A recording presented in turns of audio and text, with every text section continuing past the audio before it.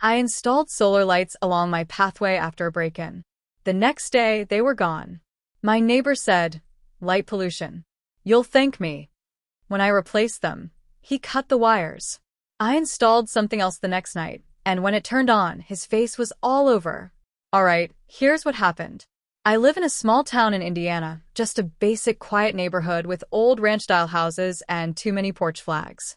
I've been here 8 years. It's not fancy, but I liked it because people mostly kept to themselves.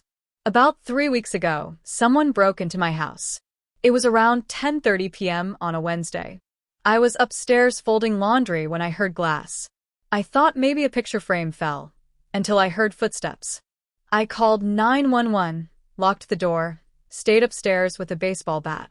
By the time cops came, the front door was wide open, and whoever it was gone. They didn't take much, just some cash and a few old electronics. But the feeling that someone walked in while I was home, that stuck. The next day, I bought solar pathway lights from Home Depot. Nothing fancy. Just 6 little lights to line the walkway from the street to my front door. I wanted it to feel less vulnerable at night. I spaced them out evenly, pressed them into the dirt, and felt a little better going to bed. When I woke up the next morning, all the lights were gone. At first, I thought maybe some teens took them. We get a few kids messing around sometimes. But then I noticed the way they were taken, no broken parts, no damage. Just cleanly removed. Later that day, I saw my next-door neighbor, Carlos, in his driveway. He's mid-50s, works nights, kind of keeps to himself, but always nods hello. I asked if he saw anything. He smiled, real casual, and said, "You know, those things cause light pollution. Ruins the night sky." I stared at him. "Did you see someone take them?" He just shrugged. "You'll thank me when you sleep better." I didn't know what to say. I was so confused I just nodded and walked back inside. But something about the way he said it, like he did me a favor, stuck with me all day. So I went and bought new ones. Same kind. I only set up one this time, closest to the house. It lit up just fine that night. Next morning it was dead. I checked the battery, thought maybe it was defective. That night, I stayed up. At around 2:45 a.m., I heard a soft sound, like plastic scraping. I looked out my front window and there he was, Carlos, crouching by the light with wire cutters in his hand. I opened the door and stepped outside. He didn't even flinch. "You serious right now?" I said. He looked up, calm as ever. "It's too bright. These houses weren't built for this kind of stuff." Then he clipped the wires. I was so stunned I just stood there. He picked up the pieces and walked off. The next day, I bought something different. Not lights. I got a motion-activated floodlight camera. 1080p. Sends alerts to my phone. I installed it on the side of the house, aimed right at the walkway. Not too obvious, but it caught everything. That night, I didn't go to bed. I sat in my living room with the app open on my phone. At 3:38 a.m., the alert went off. I opened the app, and there he was. Carlos. Right in the center of the screen, eyes wide like he was caught mid-thought. His face was lit up clear as day. He looked directly at the lens, blinked twice, then kind of sneered. He raised something in his hand, probably another tool, but then the light stayed on. He froze. Looked like he realized what was happening. Then he stepped back and walked off. I saved the footage and screenshots. Sent them to my email. Saved them again on a USB. The next morning, I printed out a photo. Just one frame. His face looking straight into the camera. I saw him outside later that day, talking on his phone. I walked over and held the photo out. He paused, lowered his phone, and stared at it. Then he said, "Where'd you get that?" I said, "From the thing I installed after you cut my wires." He didn't say anything else. Just stared at it for a long second and then said, "Wasn't trying to scare you." I didn't reply. I walked away.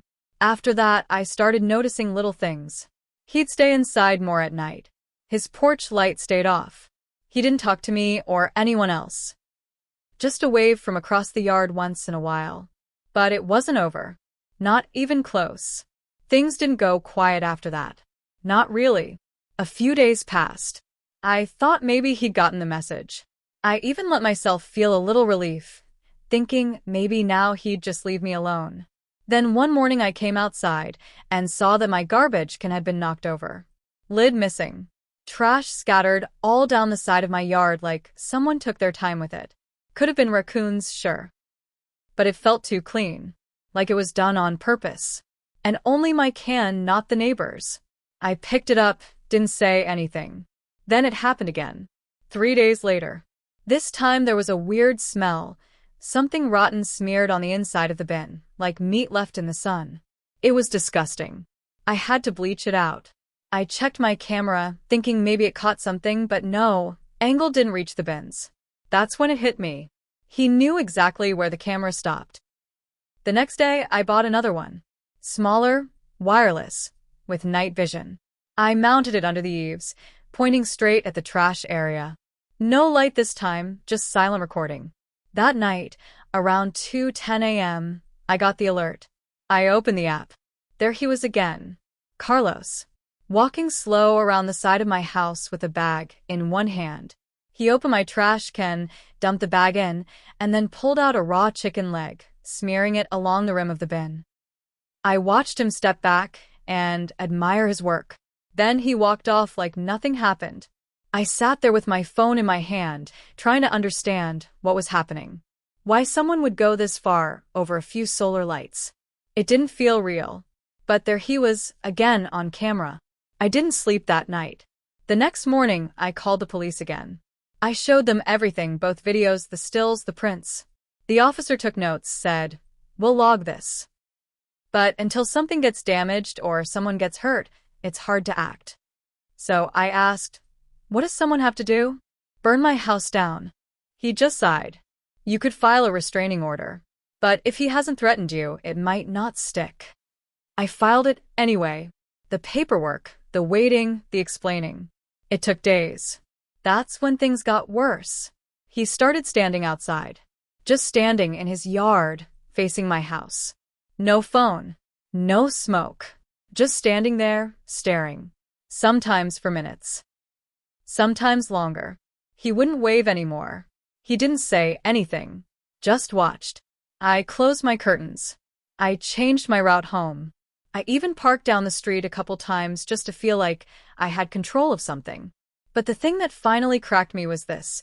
One night, around 1 a.m., I heard the alert again. Camera 3, the one near the trash. I opened the app and didn't see anything at first. Just the bin. Then I saw it. A dead animal. A rabbit, I think, head twisted, formatted. Right in front of my garbage can. Like a warning. I ran outside, phone in hand, shaking. But he wasn't there. No sound. No movement. Just the rabbit. Just the camera, still recording. I called the police again. They came, looked around, filed another report. I told them everything again. One officer said quietly, "He's careful. But we're watching now." So I waited. Watched. Stayed inside more than I wanted. A week went by. I didn't see Carlos outside. No new garbage, no alerts. It was quiet, but it didn't feel better. It felt like waiting for something. Then one morning, I stepped out to get the mail, and there was a letter in my box. No stamp. No envelope. Just a folded piece of printer paper, stuck in between my utility bill and a grocery flyer. On it was one line, typed. "You're being watched too." No name. No address. No fingerprints that I could see. Just that. I froze right there on the porch. Looked up and down the street. Nothing. No cars. No movement. Sun barely up. I didn't go to work that day. I stayed inside, locking every window, checking the cameras over and over. Everything seemed normal. Too normal. That night, I checked every alert. Nothing. Just trees swaying in wind and the occasional cat. Until 4:27 a.m.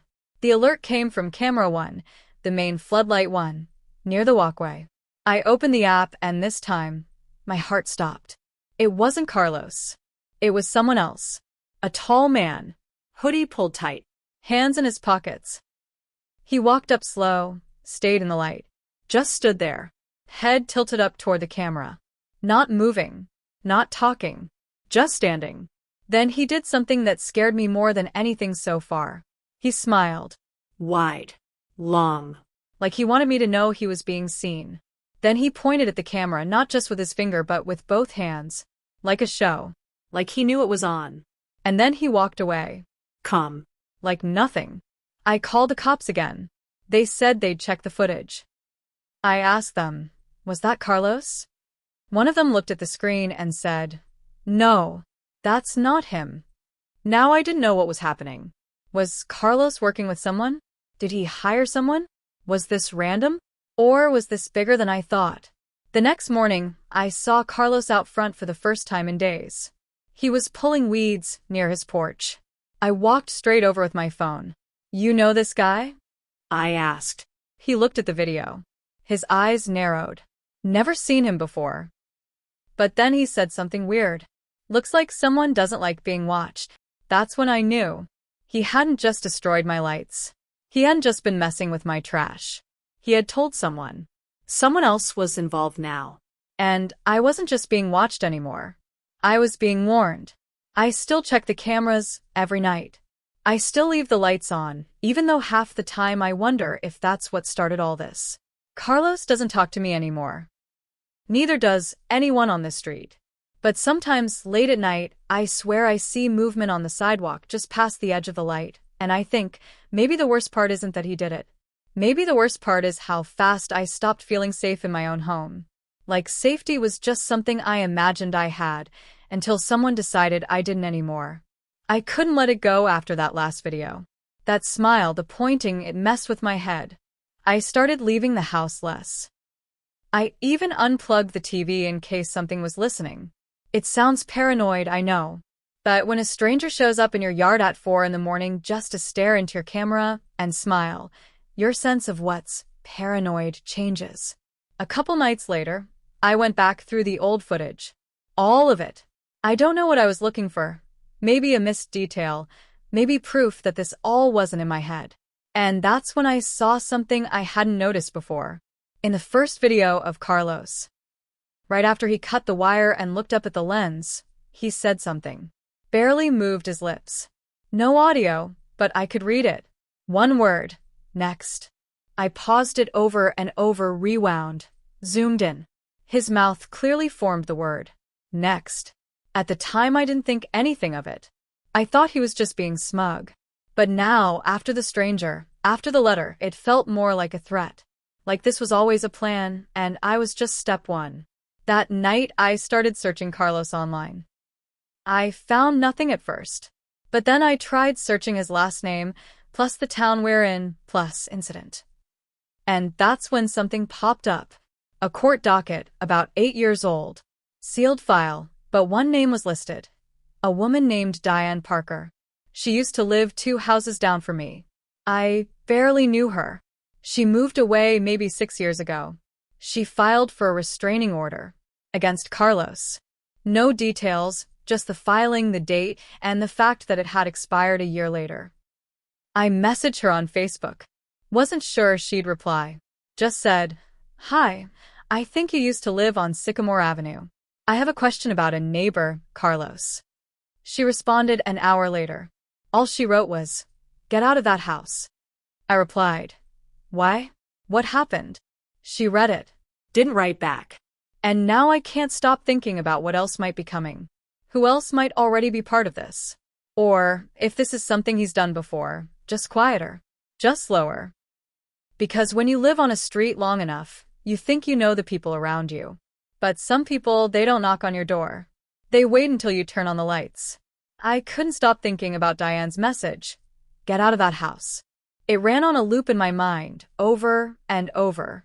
The more I stared at it, the more I realized this wasn't some warning about danger coming. It was about danger already being here. So I started digging harder. I pulled property records from the county site. I looked into Carlos's house. And I found something strange. The deed had changed names 3 times in the last 15 years. Always transferred, never sold. No big banks involved, no real estate agents. Just names I didn't recognize. But one kept popping up in the background. Carlos. Always as a witness. Never as an owner. Never in the open. It was like he kept the house, but on paper, passed it around. Like he didn't want anything tied directly to him. I searched those names. One had a criminal record. One disappeared, no trace, since 2012. The third? Still lived in town but in a long-term care facility, under a guardianship. No family listed. It felt like too much to be a coincidence. Then I got a knock on my door. Middle of the day. I looked through the peephole, heart pounding. It wasn't Carlos. It was a man in a gray button-up holding a clipboard. "Hi, sorry," he said when I opened the door. "Are you the owner of the property?" I nodded slowly. "I'm with County Records," he said. "We had some inconsistencies come up regarding the property lines. Just doing a standard check." I asked for ID. He showed me something quick, flipped it shut. Too fast. Something fell off. "What kind of inconsistencies?" I asked. "Oh, just boundaries. You share a fence with Mr. Velasquez, right? Carlos." I nodded again. He smiled. "We'll be marking a few points. Nothing invasive." He walked off. Didn't go to any other houses. Just to Carlos's yard. Then I watched them talk. Not casual. Not friendly. Just a quick conversation. Then the clipboard guy left through Carlos's back gate. I never saw him again. I called the actual county office the next day. They had no record of anyone doing inspections on our street. I hung up and just sat there at my kitchen table for a long time, thinking. This wasn't about a feud over lights anymore. This was about control. About intimidation. About getting people to leave, or worse, stay quiet. And I started to wonder, was the break-in really random? Or was it the start of all of this? That thought about the break-in started eating away at me. I went back to the police report from that night. They'd said there were no prints, no sign of forced entry on the back door. Just shattered glass from the front window and muddy footprints on the hardwood. At the time, they chalked it up to a quick smash and grab. Said it was likely random. But now, thinking back, I remembered something I hadn't connected until that moment. The front door was open when I came down the stairs, but the alarm never went off. The system I had back then wasn't high-tech, just a basic keypad system with a chime. I always armed it at night. Always. But that night, it was disarmed. I didn't turn it off. And I live alone. So who did? I called the alarm company, asked for the access logs. The tech on the phone said, "That system's pretty old, but we do have one detail." The system was manually disarmed from the panel at 9:43 p.m. that night. I was upstairs doing laundry at 9:43 p.m. So someone came in before they broke the window. Someone had a code. Or a key. I felt sick. I checked the side garage door. It locks from the inside, but the lock's been sticky for years. If someone had a bump key or access before. Maybe while I was at work, they could have made a copy. Could have walked right in. And the glass? That could have been a cover. Make it look like a break-in. But it wasn't the way in. I didn't call the cops again. Not yet. I needed more. I went back to my footage. Not just the cameras. The alerts. The times. I started noticing a pattern. Every few nights, around 3 or 4 a.m., I'd get a false alert. Just a flicker. Motion detected. Nothing on screen. I thought it was wind, trees, bugs. But I started watching closer. In one clip, for just a second, a shadow moved across the far right corner. Not near the walkway. Near my bedroom window. It was subtle. Just a quick shape. But it was there. I checked the time. For 11 a.m. Then I looked at the very next clip. Nothing happened. Norakun. No car. But at 4:19 a.m., a lamp in my bedroom flicked off. I hadn't touched it. That was last week. Since then, I haven't slept right. I keep a bat by the bed. I leave the lights on in every room. I unplugged my router one night just to feel like I had some privacy. And last night something new happened. When I got home from work, I noticed something under my doormat. Another note. This one was handwritten, on the back of a grocery receipt. It said, "Stop watching." No name. No signature. Just that. And it was in my handwriting. Or close to it. My same kind of pen. Same pressure. Same slant. Someone had been inside. And they wanted me to think I'd done it. After I found that note. Stop watching. I didn't go inside right away. I stood on the porch for a long time, just staring at the door, my keys in my hand.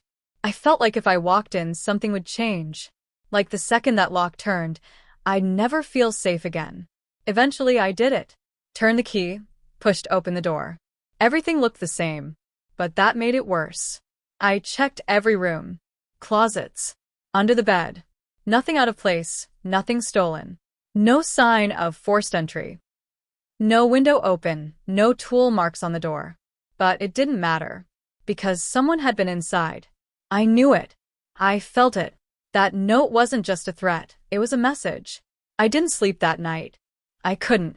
Around 2 a.m., I was sitting in the hallway, back against the wall, every light on in the house, holding a flashlight and my phone.